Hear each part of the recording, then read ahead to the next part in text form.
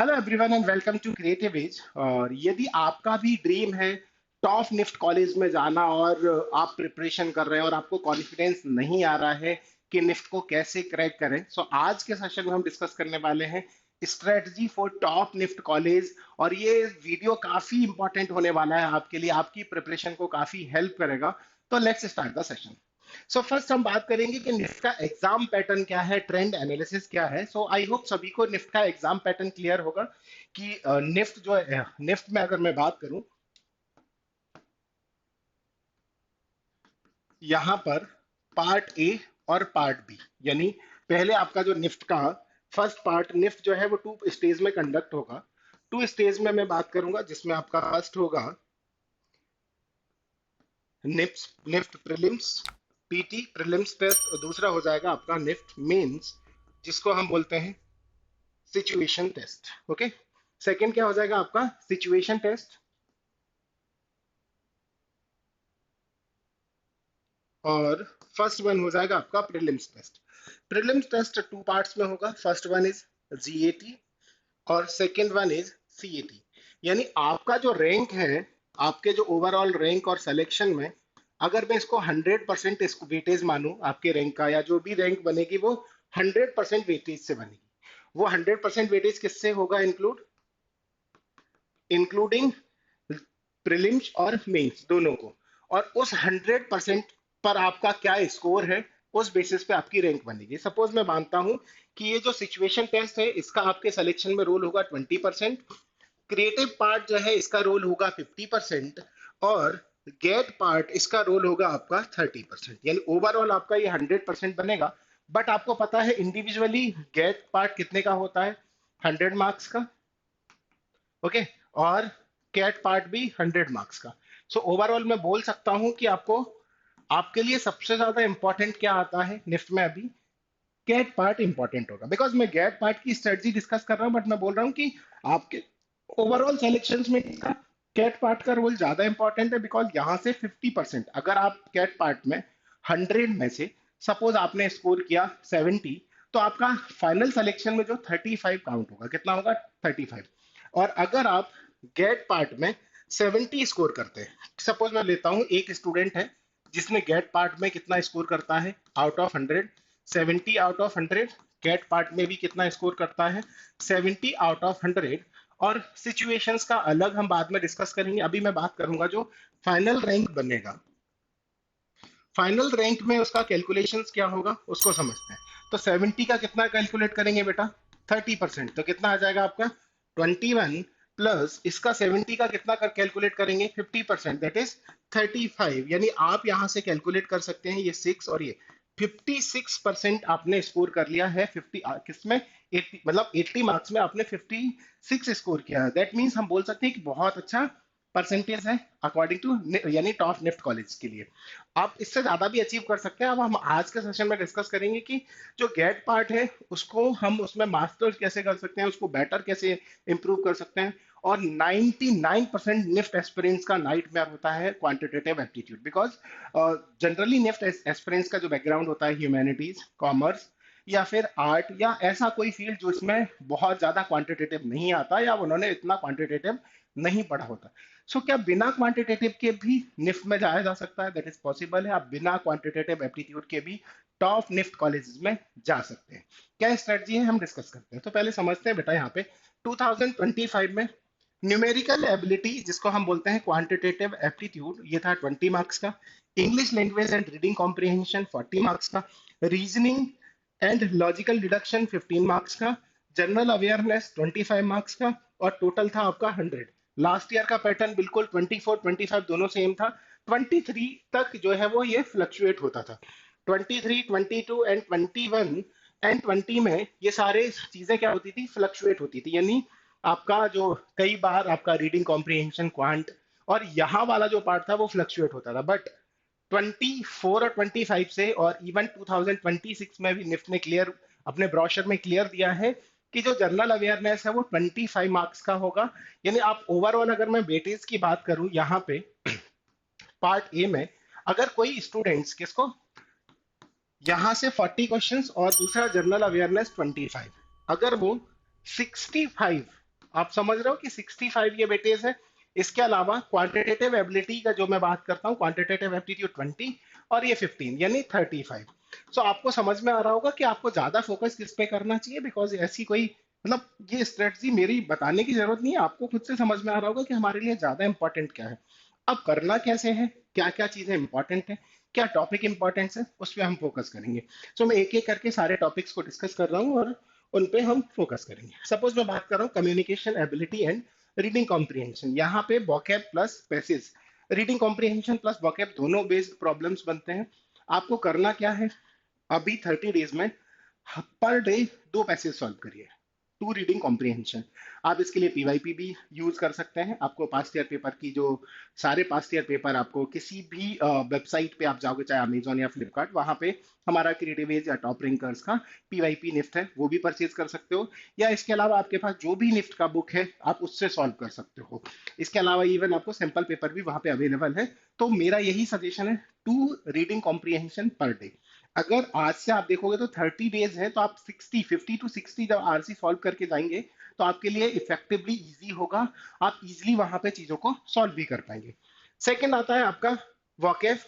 एक daily rules बनाइए। Suppose अगर मैं बात करूं कि टू रीडिंग कॉम्प्रिहेंशन को सॉल्व करने में हार्डली 10 टू 15 मिनट्स लगेगा, मतलब बहुत ज्यादा लेके चल रहा हूँ मैं 10 टू 15 मिनट्स, बट मैं फिर भी कंटिन्यू कंसिडर कर रहा हूँ कि हर स्टूडेंट उतना ब्राइट नहीं है, किसी को 5 टू 10 भी लग सकता है, बट 10 टू 15 मिनट यहाँ लग रहा है। आप 20 टू 25 मिनट्स रखिए वॉकएप के लिए। अगर आप वॉकएप में 20 टू 25 मिनट्स उसको देंगे, चाहे वो वन वर्ड हुआ, इडियम्स हुआ, फ्रेजेस हुआ, सिनोनिम्स हुआ, एंटोनिम्स हुआ, आपका फिर आता है कुछ ग्रामेटिकल रूल्स, जो बेसिक ग्रामेटिकल रूल्स है। इन तीनों को अगर मैं बोल सकता हूँ कि आप 1 आवर्स इंग्लिश के लिए निकाल लीजिए। कितना डेली 1 आवर्स निकालेंगे, 1 आवर्स में आपको क्या क्या ये सारी चीजें पढ़ना है। 3 चीजें पढ़ना है। पहला क्या, रीडिंग कॉम्प्रिहेंशन, सेकंड आपका vocab, and third one is basic grammatical rules. अगर आप 1 आवर्स देते हैं डेली, सो आप एक बहुत अच्छा स्कोर करेंगे, बिकॉज 1 आवर्स में आपको रूल्स भी पढ़ना है सारे। आई होप आपने पढ़ रखे होंगे, या फिर आप पढ़ेंगे तो उनको नोट डाउन भी करना है, सिनॉप्सिस बना के चलना है, और लास्ट डे पे आप रिवाइज करोगे तो ये इसका जो रिजल्ट है धीरे धीरे आपका आपको आपके मॉक टेस्ट, आपको पीवाईपी सॉल्व करोगे तो वहां पे इंप्रूवमेंट दिखेगा। नेक्स्ट आता है आपका एनालिटिकल एंड लॉजिकल एबिलिटी। सो यहाँ पर बेसिकली वीआर और एनवीआर आता है। बेसिकली तो वीआर ही आता है, लॉजिकल रीजनिंग ही आएगा। लास्ट ईयर अगर मैं बात करूं 2025 में 3 टू 4 प्रॉब्लम एनवीआर से थे। सो आई होप एनवीआर इजी है, सभी कर लेंगे, बट वीआर पे आपको कुछ टॉपिक्स है जिन पे फोकस करना चाहिए, जिसमें आपका order and ranking, puzzle, seating arrangement, blood relation, direction sense, syllogism, Venn diagram और एनालॉगी। ये कब करना चाहिए, बिकॉज इसका वेटेज कितना है इस पूरे पार्ट का, 15 मार्क्स। तो आपको पता है कि 15 मार्क्स का है, तो उसको आपका जो भी टाइम है सेल्फ स्टडी का, उस टाइम में उसको उसकी उसी वेटेज के अकॉर्डिंग इसको भी उतना ही टाइम देना है। जब आपको लगता है कि यार मेरा जीके कंप्लीट हो चुका है, मेरा रीडिंग कॉम्प्रिहेंशन इंग्लिश वाला लैंग्वेज वाला पार्ट कवर हो चुका है, देन हम बात करेंगे अभी क्यूए पे भी, general awareness and current affair. So इसके लिए आप polity, geography, history, awards and honours, sports, current affair and fashion GK, इन सबको कवर करेंगे। अब इसको कवर करने के लिए क्या है, मैं आपको लिंक डिस्क्रिप्शंस में मिल जाएगा, जहां से आप फ्री ऑफ कॉस्ट किसका daily quiz, daily GK quiz की प्रैक्टिस कर सकते हैं। ओके, ये आपको कहाँ पे मिल जाएगा, हम टॉप रैंकर्स पे आपको वहां पे इसका लिंक मैं दे दूंगा, वहां से आप डेली प्रैक्टिस कर सकते हैं।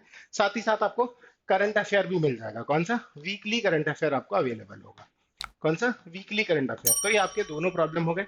इसके अलावा आप कोई भी बुक प्रेफर कर सकते हो, कोई भी बुक, पॉलिटी, ज्योग्राफी, हिस्ट्री और अवार्ड्स एंड ऑनर्स के लिए कोई भी एक बुक उठाओ और उस बुक्स को कम से कम 6 टू 7 टाइम रीड कर लो। बिकॉज अगर आपको लगता है कि आप याद नहीं कर पा रहे, मेमोराइज नहीं कर पा रहे, अब रीड कर लो। आप रीड करोगे, प्रॉब्लम सॉल्व करोगे तो वो इजिली सॉल्व हो जाएंगे। बट होगा क्या, हमने सिर्फ 1 टाइम रीड किया और उसको भी उतना इफेक्टिवली या उसको चीजें समझा नहीं है, और जाके सॉल्व करोगे तो कहीं ना कहीं ये सिली मिस्टेक्स होंगे। सो बेस्ट ऑप्शंस क्या है, आप इनको बेटर तरीके से रीड करो, और उसके बाद उसके सिनॉप्सिस बनाने को नहीं मैं बोलूंगा, बट कुछ इंपॉर्टेंट चीजें हैं जिनको आप हाईलाइट करके रख सकते हो, जो आपको हेल्प करेंगे, बिकॉज इसका जो वेटेज है वो है 25 मार्क्स का। अब हम बात करते हैं quantitative aptitude. Okay, quantitative aptitude में कितना पार्ट कवर करना है वो जरूरी है। ओके, मैं बात कर रहा हूँ क्वांटिटेटिव एप्टीट्यूड, बिकॉज हमने उसको अभी तक यहाँ पे कंसिडर नहीं किया। अब क्यूए में होगा क्या, क्वांटिटेटिव एप्टीट्यूड, बिकॉज इसका जो वेटेज है वो 20 क्वेश्चंस होंगे और 20 मार्क्स। 20 क्वेश्चंस का आप देखोगे पर क्वेश्चन 1 मार्क्स, और 20 मार्क्स अगर कोई स्टूडेंट 20 आउट ऑफ 20 लेके आएगा, तब जाके उसका 20 का अगर आप निकालोगे 30%, है ना। तो उस कंडीशन में आपको समझ में आ रहा है कि भाई 20 मार्क्स का जब आप 30% निकालोगे तो आपके सिलेक्शन में क्वांट का क्या वेटेज आ रहा है। सो क्वांट का आपके सिलेक्शन में इतना ज्यादा इंपॉर्टेंट रोल नहीं है। बट मैं ये नहीं बोल रहा हूँ कि अगर हमें टॉप कॉलेज एम करना है तो क्वांट को बिल्कुल भी हम अवॉइड कर सकते हैं। नहीं, अवॉइड नहीं करना है, बट हम अगर 20 में से 10 to 15 प्रॉब्लम भी सॉल्व कर पाए या 20 आउट ऑफ 20 कर पाए, so well well and good, इससे बेटर कुछ हो नहीं सकता। बट आपको लगता है कि क्वांट बहुत डिफिकल्ट है, आप 10 to 15 प्रॉब्लम या 10 प्रॉब्लम भी सॉल्व कर रहे हो, दैट इज गुड। अब इसको कैसे करना है, तो यहाँ पे कुछ टॉपिक है आपको पता है। पहला, percentage, profit loss, SI CI, इन चार का एक ग्रुप। ओके, सेकंड वन हो जाएगा आपका ratio and proportion, ratio and proportion. Okay, ratio, proportion, age relation और मिक्सर एलिगेशंस। नेक्स्ट, थर्ड जो स्लॉट हो जाएगा आपका TSD, time speed distance, boat and stream और प्रॉब्लम्स ऑन ट्रेन। फिर अगला टाइम एंड वर्क हो जाएगा आपका। फिर इसके बाद छोटे छोटे टॉपिक्स भी आप कवर कर सकते हो, जिसमें आपका एवरेज हो जाएगा, है ना। एवरेज के बाद नंबर सिस्टम, या आपको लगता है permutation, combination, probability, area and volume, या लास्ट ईयर कुछ प्रॉब्लम कोऑर्डिनेट ज्योमेट्री से भी थे, स्टैटिक्स से भी थे। सो अगर आप एक एक छोटे छोटे टॉपिक के पीछे जाओगे ना, तो आप बहुत बड़ा जो पार्ट है जहां से मेजर स्कोरिंग चीजें हैं उसको मिस कर दोगे। सो बेस्ट यही है कि वो 1-2 मार्क्स को छोड़ के आप किस पे फोकस करो, जो मेजर आता है। जब आपको लगता है यार मेरा पूरा इंग्लिश जीके सब कुछ कंप्लीट हो गया, कॉन्फिडेंस है आपका, लॉजिकल भी कंप्लीट हो गया, देन आप क्यूए पे काम करो ना, किसने रोका है। बट जब तक आपका वो वाला पार्ट कवर नहीं हो रहा है और आप यहाँ पे ज्यादा टाइम दे रहे हैं, कहीं ना कहीं आप अपने सिलेक्शन से उतना ही दूर होते जा रहे हैं। अब एग्जाम टाइम पे क्या स्ट्रेटजी होनी चाहिए, कि basically most of the students के साथ प्रॉब्लम ये है कि उनका पेपर ही अटेम्प्ट नहीं होता। पार्ट ए के लिए टू टू आवर्स मिलते हैं और 2 आवर्स में उनका पूरा पेपर सॉल्व नहीं हो पाता। उसके पीछे रीजन ये है कि हम पूरा पेपर सॉल्व करने का ट्राई करते हैं, बिकॉज कॉम्पिटेटिव एग्जाम में हमें ये इंपॉर्टेंट है कि हम कितना मैक्सिमम अटेम्प्ट कर पा रहे हैं, ये इंपॉर्टेंट नहीं कि हमने किस टॉपिक के कितने प्रॉब्लम सॉल्व किए। अगर 100 में से आप 90 अटेम्प्ट कर रहे हो, देन बहुत बेटर है कि भाई 90 आपने पूरा करेक्ट सही किया, बिकॉज यहाँ पे नेगेटिव मार्किंग है। सो इसका भी याद रखिएगा कि आप जो भी अटेम्प्ट करो वो बिल्कुल भी करेक्ट हो। सो हम हमेशा किससे स्टार्ट करेंगे, रीडिंग कॉम्प्रिहेंशन, आरसी से स्टार्ट करेंगे, और आरसी को सॉल्व करने में RC and वीए, VARC, verbal ability and reading comprehension से स्टार्ट करेंगे। और 40 क्वेश्चंस को सॉल्व करने में अगर मैं बात करता हूँ, 40 क्वेश्चंस को सॉल्व करने में आपको अराउंड हार्डली 50 मिनट लगना चाहिए। कितना मिनट लगना चाहिए आपको, 50 मिनट। मैं बहुत ज्यादा टाइम लेके चल रहा हूँ, बिकॉज इससे ज्यादा तो किसी को नहीं लगता। मतलब कितना भी कोई भी स्टूडेंट जिसको लगता है यार मेरा इतना प्रिपरेशन नहीं है, मैं बहुत वीक हूँ, मतलब मैं ये उस स्टूडेंट की ये बात कर रहा हूँ जो बिलो एवरेज है। टॉपर की बात नहीं कर रहा हूँ मैं, बिलो एवरेज स्टूडेंट की बात कर रहा हूँ, उसको 50 मिनट लगेगा मैक्सिमम। नेक्स्ट आता है आपका सेकंड पार्ट में हम जीके कवर करेंगे। जीके के 25 क्वेश्चंस को सॉल्व करने में आपको पता है, याद होगा तो बेटर तरीके से होगा, 10 मिनट लगेंगे, इससे ज्यादा टाइम नहीं लगेगा। यानी आप देखोगे आपने 1 आवर्स में कितना अटेम्प्ट कर लिया है, 1 आवर्स में आपने 65 प्रॉब्लम अटेम्प्ट कर लिया। अब इसके बाद थर्ड पार्ट में आप LR से स्टार्ट करिए, लॉजिकल रीजनिंग। लॉजिकल रीजनिंग के 15 क्वेश्चंस, और मैंने यहाँ पे 15 मिनट कंसिडर किया। सो लगभग अभी आपके पास कितना टाइम है, 45 मिनट है। और आपको सिर्फ क्यूए के कितने प्रॉब्लम सॉल्व करने हैं, 20। मैं मानता हूं कि आपसे 20 आउट ऑफ 20 नहीं होंगे। बहुत सारे बच्चे बोलते हैं मेरी कैलकुलेशन वीक है, मुझे बहुत सारी चीजें नहीं आती। डजेंट मैटर भाई, बहुत टाइम है आपके पास। अगर आप एक प्रॉब्लम को सॉल्व करने में, मतलब मैं बहुत बात कर रहा हूँ कि एक बहुत ही ज्यादा बिलो एवरेज स्टूडेंट एक प्रॉब्लम को सॉल्व करने में वो 4 मिनट ले रहा है, तो वो मिनिमम कितने प्रॉब्लम अटेम्प्ट कर रहा है, 44, वो 11 प्रॉब्लम अटेम्प्ट कर रहा है। मतलब मिनिमम 11 तो हर व्यक्ति कर ही सकता है। और ऐसा कुछ नहीं है जो मैंने टॉपिक अभी डिस्कस किए हैं क्यूए के, उनमें से ये 11 प्रॉब्लम्स ना आ जाए। आप कोई भी पेपर उठा के देख लो पीवाईपी का, ये सारे जितने भी टॉपिक मैंने नेम लिया है, उनमें से आपको 11 to 15 प्रॉब्लम्स मिल ही जाएंगे। सो इजिली आप इतने टॉपिक्स करके भी 94 95 अटेम्प्ट कर सकते हो। बट आप 100% अटेम्प्ट करने के चक्कर में 94 या 95 भी अटेम्प्ट नहीं होता और आपका वही अटेम्प्ट आ जाता है 60, 70 और 75। सो इस चीज को याद रखिएगा, इस स्ट्रेटजी को अभी से फॉलो करिए, बिकॉज एक साथ आप एग्जाम में इंप्लीमेंट करेंगे पॉसिबल नहीं हो पाता है, क्योंकि आपको भी पता है कि सीधा जाके हम फाइनल मैच में जाके अपना जो प्लान है उसको एग्जीक्यूट नहीं कर सकते। आपको ये जो मॉक टेस्ट है उनमें भी प्रैक्टिस करके देखना होगा, और हर पर्सन अपने हिसाब से ये स्ट्रेटजी को मोल्ड कर सकता है, बिकॉज ये मैंने जेनरिक डिस्कस की है।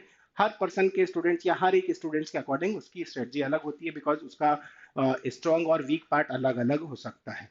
ये जेनरिक स्ट्रेटजी थी, आप इम्प्लीमेंट करिएगा और आपको बेटर रिजल्ट जरूर मिलेगा। ये डेफिनेटली मैं बोल सकता हूँ कि आप इसको यूज करेंगे तो आपको एक बेटर स्कोर मिलेगा। अब इसके अलावा और क्या क्या चीजें हो सकती हैं, हम मॉक टेस्ट देंगे। मॉक टेस्ट में क्या, रेगुलर मॉक टेस्ट से आपको सिमुलेट एग्जाम कंडीशन, साथ ही साथ असेस कर पाएंगे अपने प्रिपरेशंस के लेवल को कि आपका परफॉर्मेंस क्या है, और एरिया एरिया को आइडेंटिफाई कर पाएंगे कि कहाँ पे इंप्रूवमेंट्स है। जैसे कि मैंने 4 मेन एरियाज बात किए, VARC, GK, QA और LR। सो प्रॉब्लम को सॉल्व करने के बाद, मॉक को सॉल्व करने के बाद आपको देखना है यार, इंग्लिश में से मैं 40 में से 30 प्रॉब्लम या 30 सॉल्व कर पा रहा हूँ, 10 प्रॉब्लम अभी भी सॉल्व नहीं हो रहा है मेरे से, तो वो 10 कौन से प्रॉब्लम्स हैं उन पे हमें फोकस करना है। जो भी आपका मेंटोर है, टीचर है, उससे डिस्कस करना है कि हम इनको कैसे और बेटर इंप्रूव कर सके, कुछ एक्स्ट्रा प्रैक्टिस करनी चाहिए, क्या एक्स्ट्रा मटेरियल फॉलो करना चाहिए, वो आपको डिस्कस करना चाहिए, वहां से आपको इंप्रूव करना चाहिए, बिकॉज अभी भी बहुत टाइम है।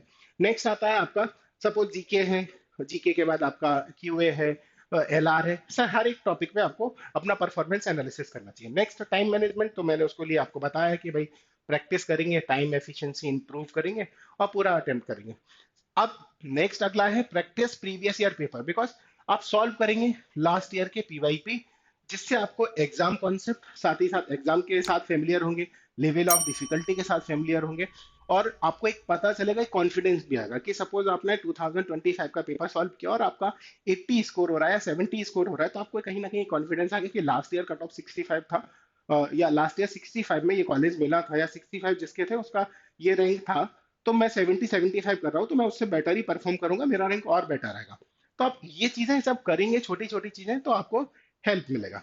Next, common mistake to avoid, revise previous year paper to understand the changing pattern, और जो कि आपको किसमें, real secret behind consistent high score, आपको सारे PYP सॉल्व करने चाहिए। PYP के साथ साथ आपका जो करंट का सिनेरियोज क्या चल रहा है, इन सब पे फोकस करोगे तो डेफिनेटली आपको एक बेटर स्कोर मिलेगा।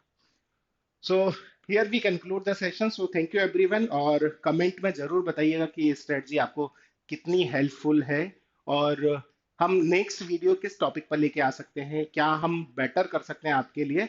सो जरूर कमेंट करिएगा। सो thank you everyone and happy learning journey with me.